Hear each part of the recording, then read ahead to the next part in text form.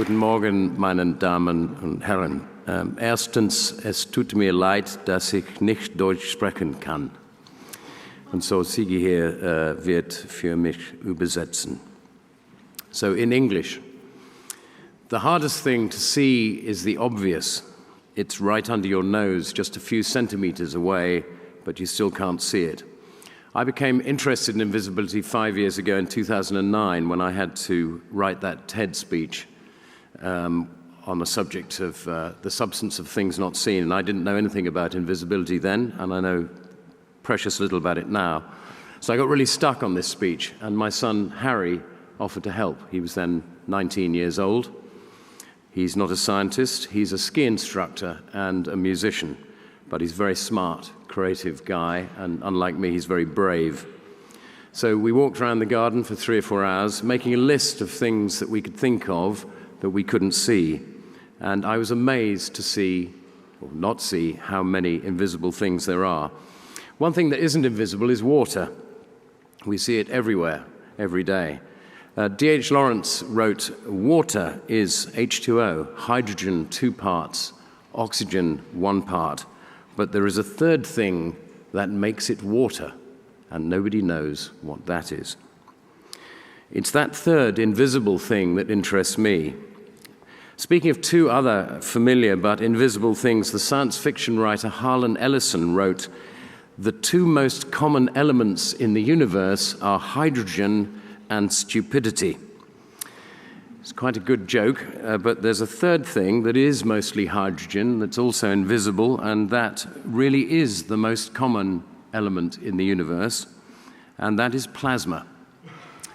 I'll be honest with you, I didn't know what plasma was until 2 days ago, when I was struggling to write this speech.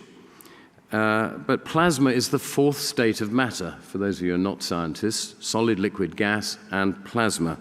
Not only is it invisible, it is, or should be, incredibly obvious, because 99.999% of the universe is made of plasma. Plasma is a gas, a kind of gas, really, such as hydrogen or air, which has been heated or passed through an electric current so that the electrons in the gas break free from their respective protons, creating new kinds of atoms called ions, which, unlike regular atoms, no longer have the same number of protons and electrons. And as a result, plasma acquires an electric charge. Plasma is everywhere. Our sun and all the stars are made of it. All the matter in the solar system between the sun and the planets is 100% ionized plasma, and there's also intergalactic plasma infesting the vast gaps between everything else in the universe.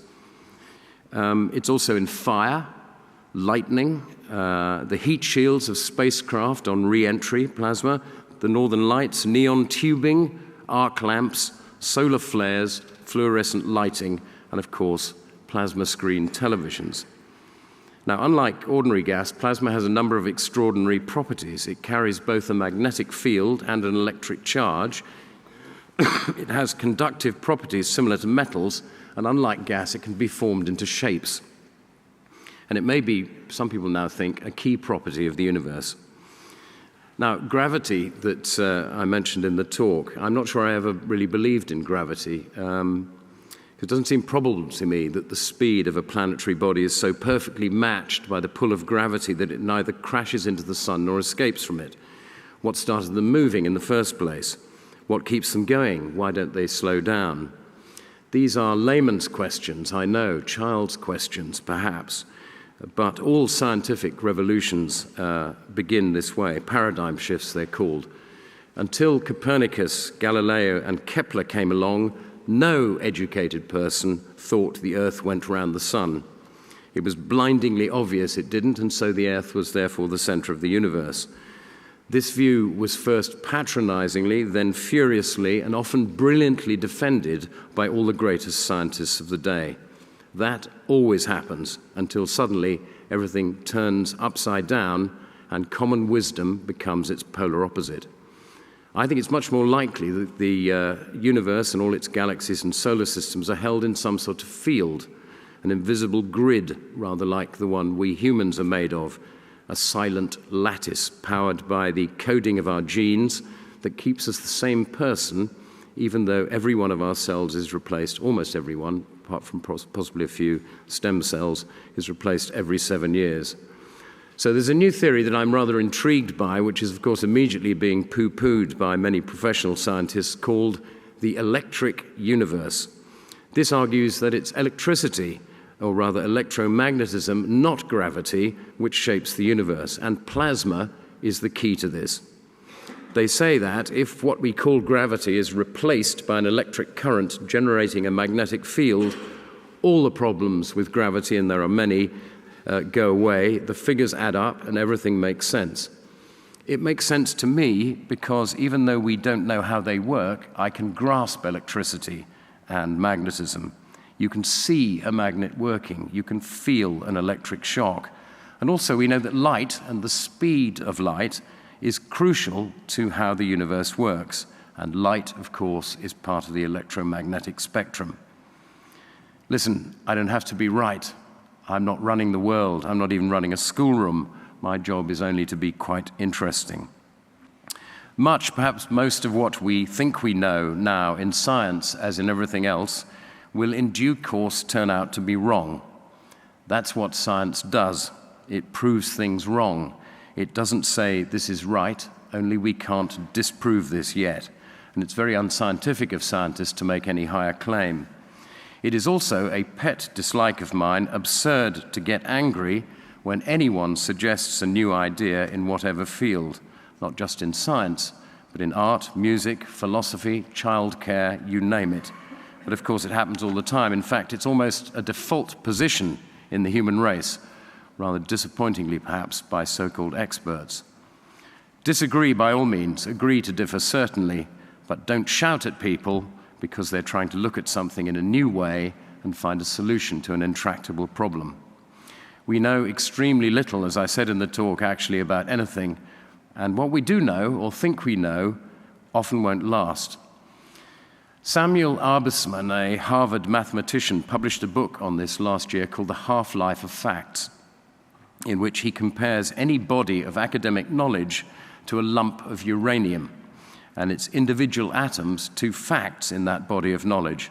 Over time, the uranium decays in the process of radioactivity. The time it takes to lose half of all its atoms is different for each of its 6 known isotopes, from 69 years to 4.5 billion years. And this is also true of information, he argues. As with uranium, the half-life of facts differs from discipline to discipline. The longest half-life, by quite some way, is in mathematics, which is the only academic discipline, really, where things can be proven rather than merely disproven, and they tend to stay proven. One of the shortest half-life of facts, rather worryingly, is in medicine. Medical students are taught that half the information they learn will be out of date within 50 years. The only problem is no one knows which half.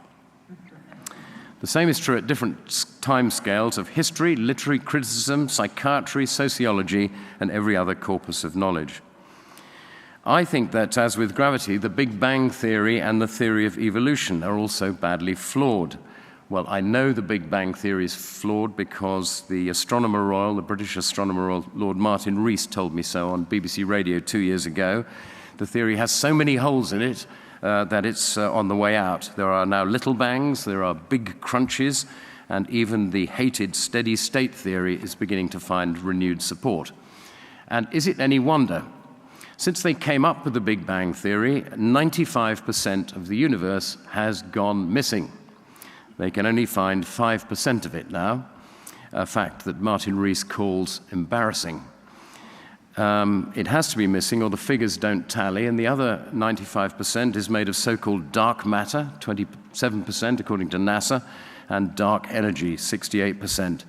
And not only are these two, well, can't really call them things, entities, mysterious forces, invisible, but we have no idea what they're made of or where they might be located.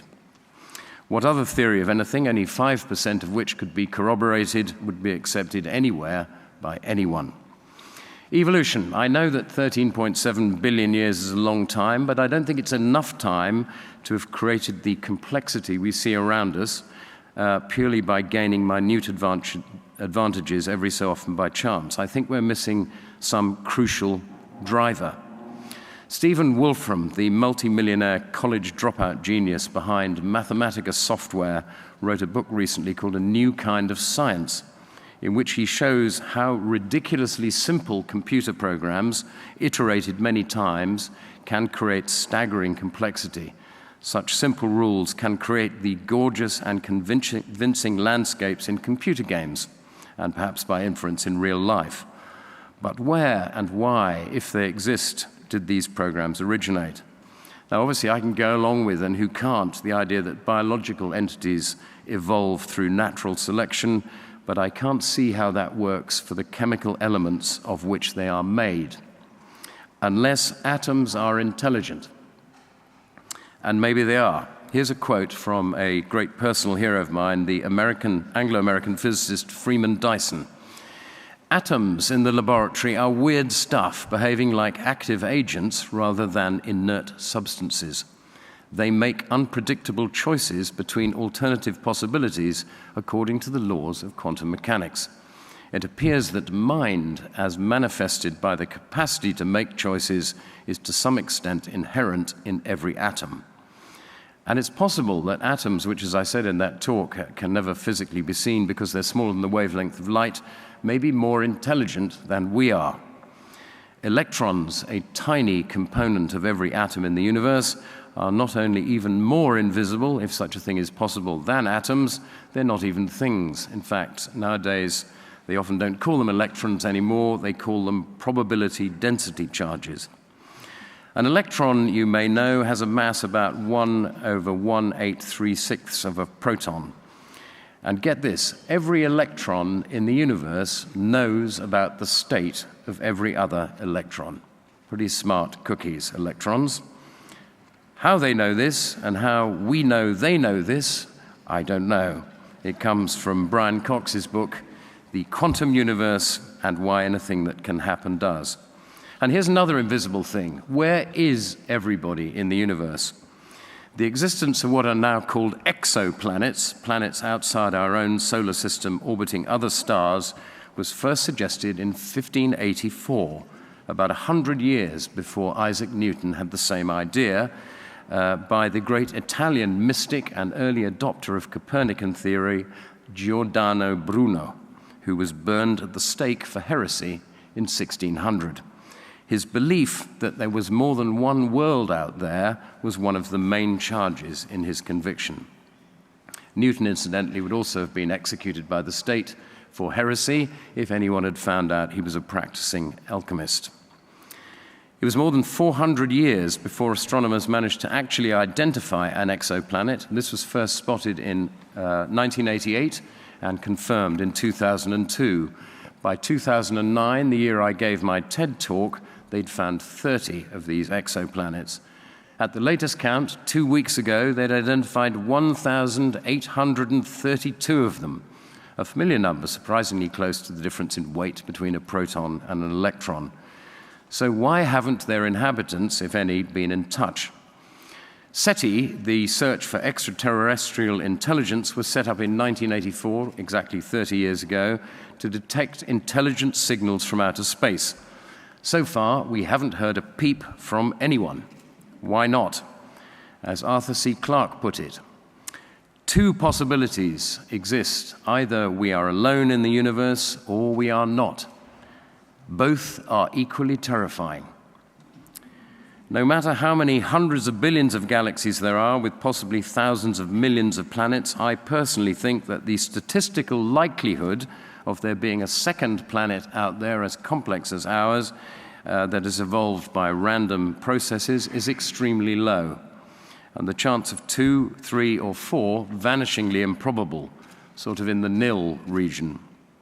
You might disagree, along with, say, Bill Watterson, the author of the comic strip Calvin and Hobbes, who argues the surest sign that intelligent life exists elsewhere in the universe is that none of it has tried to contact us. Anyway, please don't get cross. It's only an idea, and a free exchange of ideas is what drives, or should drive, science. Another wonderful quote on that from Freeman Dyson. Science is an unending argument between a great multitude of voices. It resembles Wikipedia much more than it resembles the Encyclopedia Britannica. Why does it matter, really, how the universe began, how big it is, or what unreachable civilizations are out there? There's enough here on Earth to keep all of us interested for 1 million lifetimes each. There's enough life in an acre of soil, history in a single town, or ideas in a single person's head to make it quite insane to be ever bored. The answer is not out there, it's in here and in here. On those ideas, where do ideas come from? It's another invisible commodity, and no one knows. Thomas Edison used to say, ideas come from space. Is that true? I've no idea. I know how ignorant I am. In fact, the only thing I claim to know is that I know nothing. I'm not even sure about that. Thank you very much, ladies and gentlemen.